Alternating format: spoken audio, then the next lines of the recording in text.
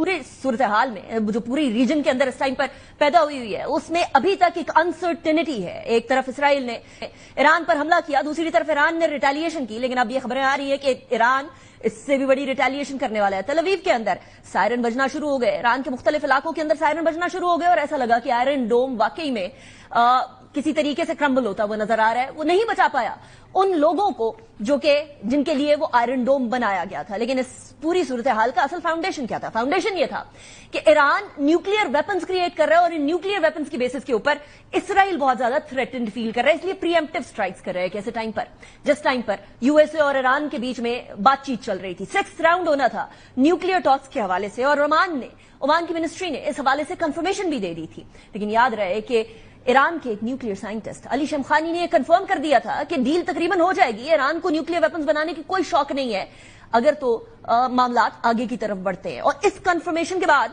हम लोगों को पता आई कि अली शमखानी, जो कि ईरान के एक न्यूक्लियर साइंटिस्ट हैं, उनको भी इसी हमले में शहीद कर दिया गया है। ये बात सिर्फ ईरान की तरफ से नहीं आई बल्कि यूएसए की तरफ से भी आई। तुलसी गबार्ड, जो कि डायरेक्टर नेशनल एजेंसी हैं, उन्होंने ये बात कही 25 मार्च 2025 को। उन्होंने ये फरमाया कि जी ईरान वेपन्स नहीं बना रहा है। सुने जरा खुद के उन्होंने क्या कहा इस हवाले से। अगर उन्होंने कंफर्मेशन कर दी थी तो इस अटैक की क्या जरूरत थी?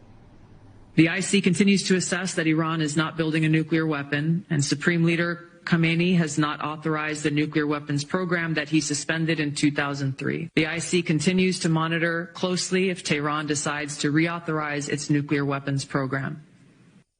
अब यूनाइटेड नेशंस में सर जोड़कर सारे बैठे। यूनाइटेड नेशंस वैसे तो इसराइल उसको मानता ही नहीं है, टूथलेस ऑर्गेनाइजेशन